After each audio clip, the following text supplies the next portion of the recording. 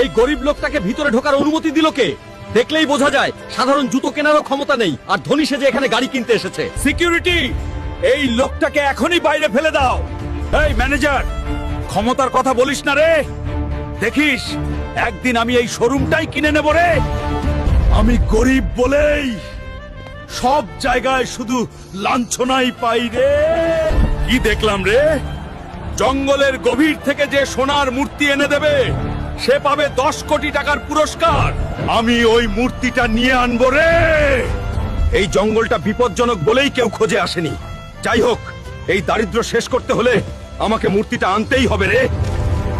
এই তো সেই সোনার মূর্তি।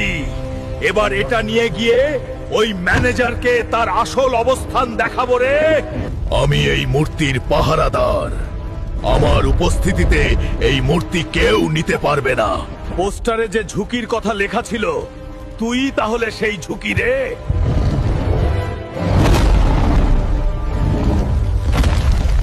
বন্ধুরা, এবার তোমাদের সাহায্য। জানোয়ার,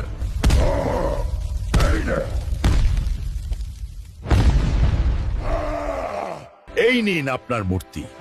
এবার প্রতিশ্রুতি মতো আমাকে 10 কোটি টাকা দিন রে। ম্যানেজার, হালকুকে 10 কোটির ব্যাগটা দিয়ে দাও।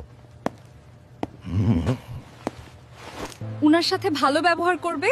আমাদের নতুন মালিক এসে গেছে। স্বাগতম পরে হবে, আগে ওই ম্যানেজারকে চাকরি থেকে তাড়াবো রে।